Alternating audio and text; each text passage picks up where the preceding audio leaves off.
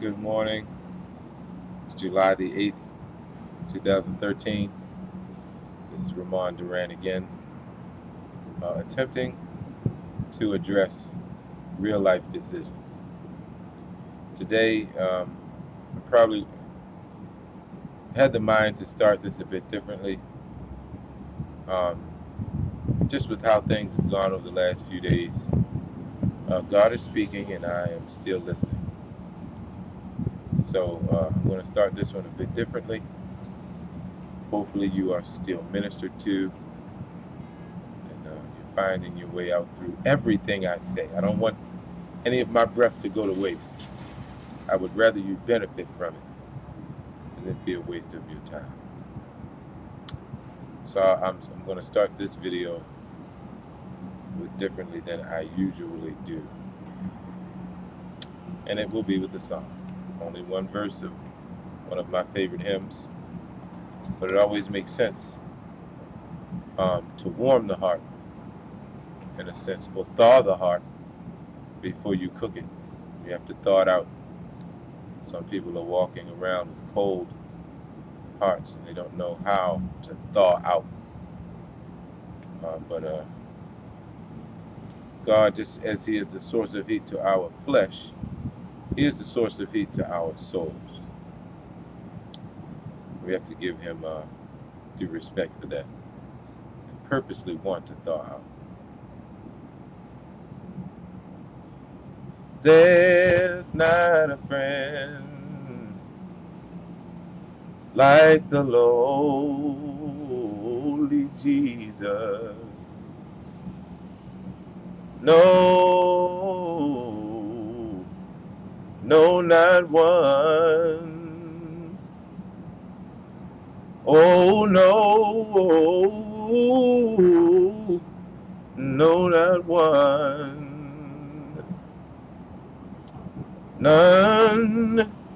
None else can heal all our souls' diseases.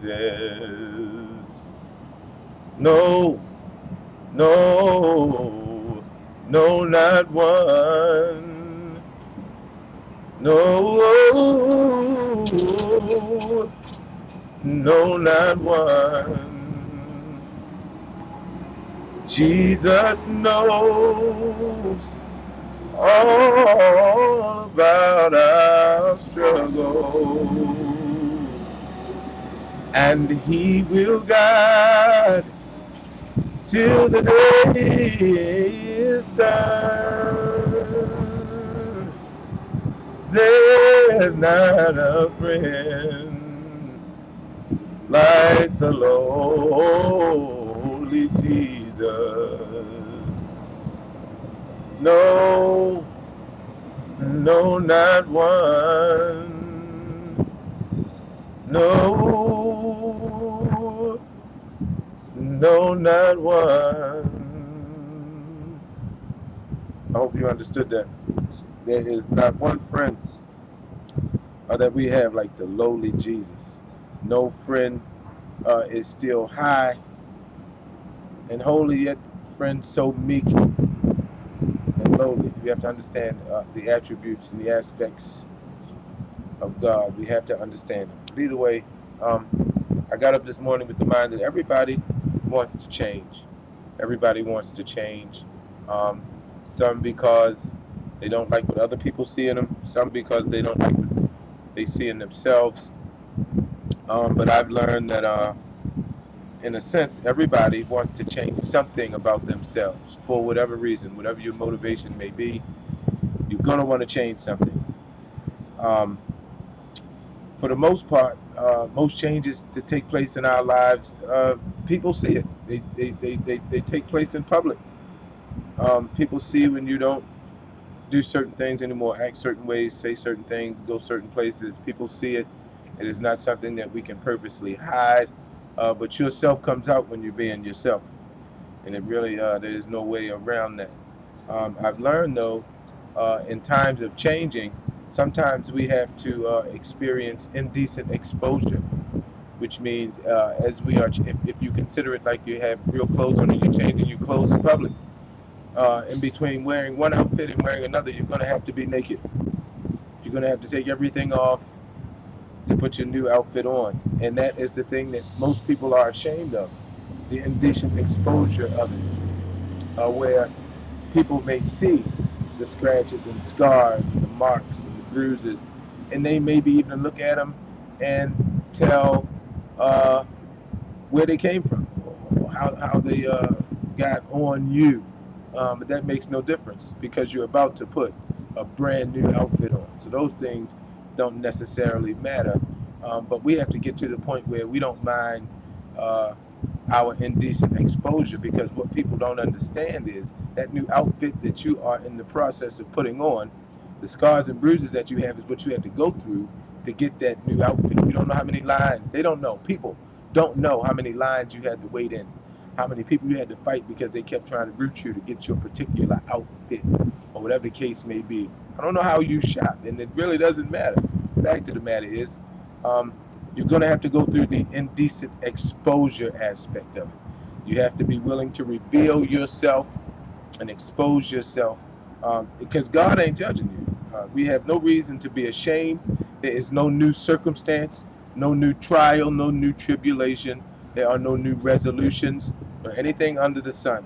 So anything somebody see you going through, they probably know somebody going through it or going through it themselves. Now we develop haters because some people see what you're going through and realize that they can't get through it themselves. And what makes the hate worse is the fact that once you get through it, they even see the benefits. They see where your life is going. So they have a reason to hate because they know for a fact they wouldn't be able to get through it themselves. So you have to start giving yourself some credit even while you are indecently exposed. You have nothing really to be ashamed of. But what you, I've even learned that even in the Bible, sometimes, yeah, you can pray in private, you can bless God in private and commune with Him in private, and He will bless you in public. So if you even have a secret place, you can go to it. It's called God, actually, but you can go to it. If you have Him, you can find yourself inside of Him and hide, change your clothes in the stall, and come back out with a new outfit. The fact of the matter is, everybody's going to see this outfit. Now, the most effective way to know that there are clothes being given away, clean, fresh, new clothes, you ain't buying them. They are being given away, already tailored for you. People don't understand the fact that those things are free.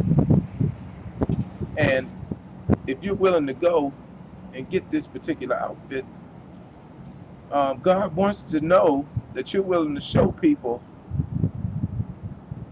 what you had on, which we didn't have no problem doing when we was wearing that. We would go anywhere in that old outfit.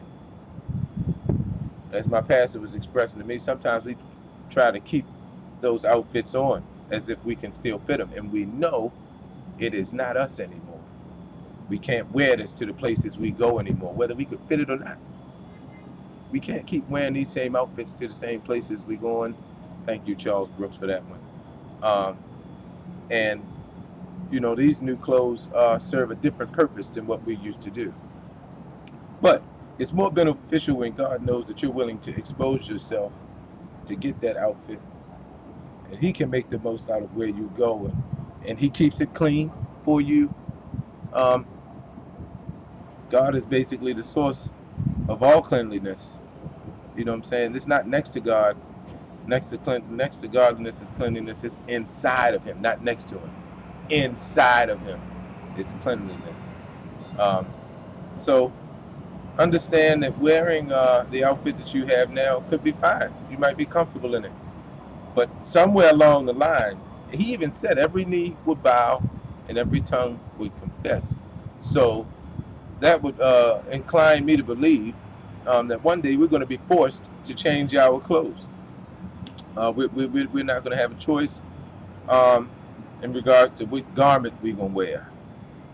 Um, I know God would rather us choose, no matter where we stand, to strip down and put His outfit on and decently expose yourselves only for a second, um, that He would put that new outfit on you. So it's okay in a sense, to change in public. Doesn't mind. Somebody's going to see the new outfit anyway. So why not, expose the whole process? Taking off one thing, putting on something else. We do that every day, every morning, every night. We change our clothes.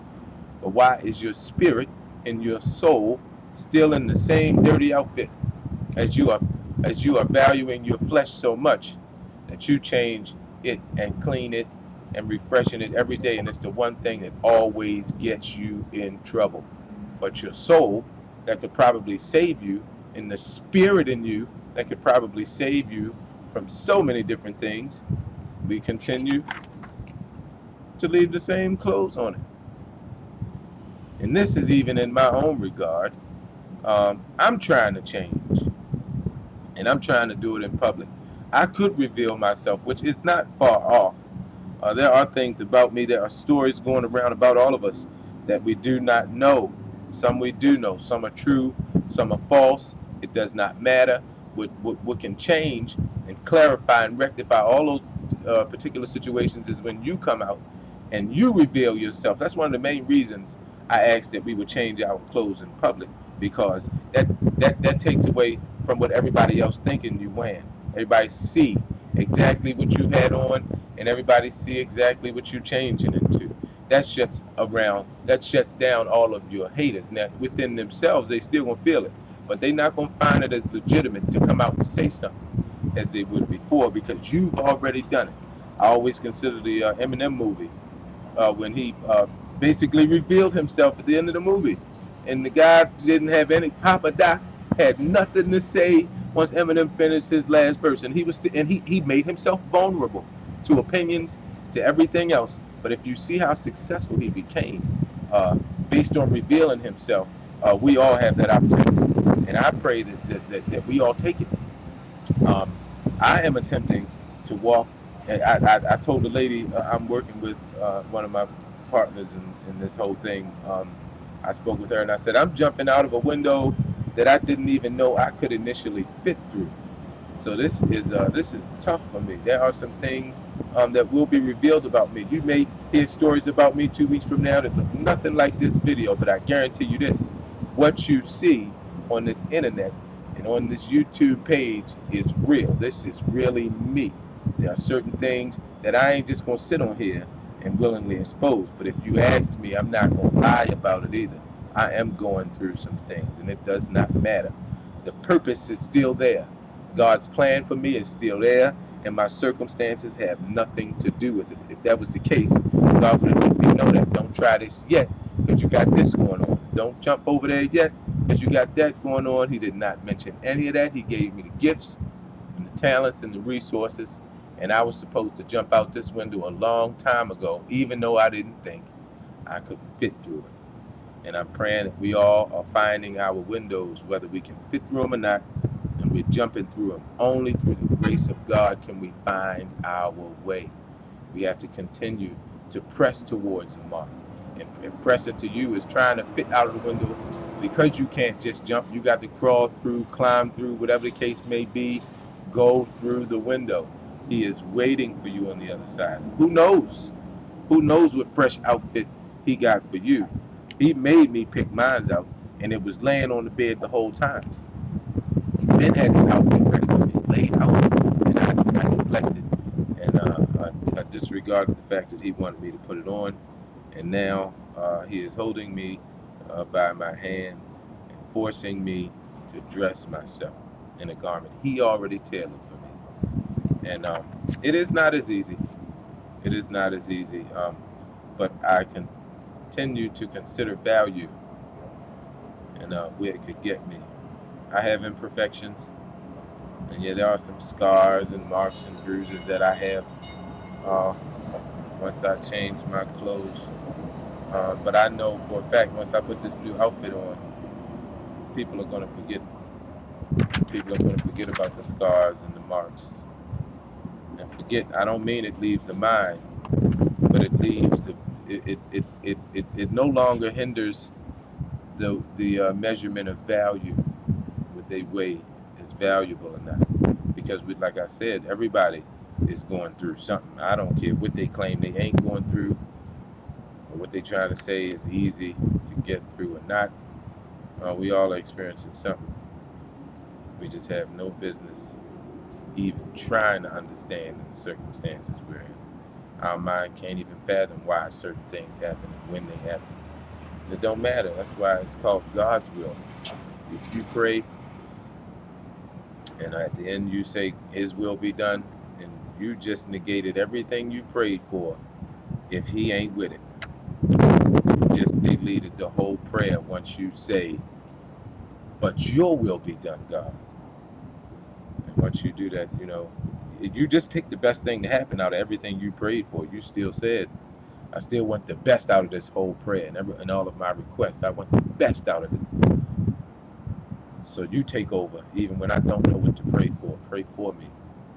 God, help me to understand what it is that I am supposed to desire. And He said He would give you the desires of your heart, not you desire them on your own, and then He gives you what you desire. No, He gives you what to desire, and then He gives you your desires. He manufactures and manifests our desires every day. So once you figure that out, you'll find yourself a bit closer to God, whether you want it to be or not. Because you can't really be in His presence around someone talking about Him, in a conversation with Him or none of that, and not be affected. He's just that kind of God. He's already in there anyway, and He's waiting for you to let Him actually move in. You keep letting Him visit and sit around for a few minutes, then you kick Him out when you want something else to do. He is not going to settle for that too much longer, and you are going to have to eventually invite Him in.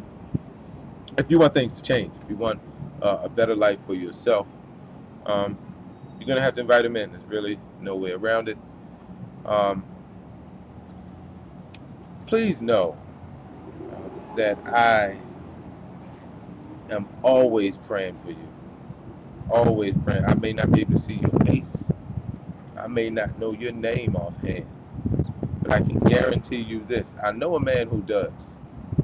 And if anything hits my heart in regards to I need to pray for it has to be one of you. It's one of you. There's no new circumstance going on right now. So I know that if He puts something on my heart, it's one of you. And I don't have to be specific about it. I can just pray. And if I do know you and I know you're going through something specific, yes, I'm going to call it out specifically for you. For those who may not know me, may not know my name, my face may not look familiar, I can still pray for you too. He does not take me off the list just because I don't know everybody. That's why He placed us down here together in the first place, that we would help sustain each other through His grace, His power, His mercy, His love, His kindness, His favor. We are all to help each other benefit from it as best as we can. You all have a blessed day. And I'm praying for you. That's the one thing that works. Remember, don't mind changing your clothes in public. He has another outfit He wants you to wear, and you got to be willing to indecently expose yourself to be able to put it on, and you're going to feel so much better. It's actually going to fit you. You're going to feel comfortable in it. You're not going to mind people seeing you in it, and God's going to love it. That's the main part about it. God's going to love when you put this outfit on. You're going to look like you belong to Him, and that's what He's been trying to get us to do in the first place. You all have a blessed day, and if you have any questions, comments, concerns, or complaints, you can email me at rdurant, DURANT 454 at gmail.com. Any requests, you can email me. Any prayer requests, anything, it doesn't matter. My objective is to now be used. Like I said, I'm jumping out the window. I didn't know I could fit through. So if you don't think I can fit through it either, send me some prayers and pull me through it. Then I'm forced to be obligated. That's funny. Forced to be obligated for someone else's soul. That's fine for me as I get older and start to learn what God is really trying to do with me. So you all have a blessed day, and We'll be talking soon.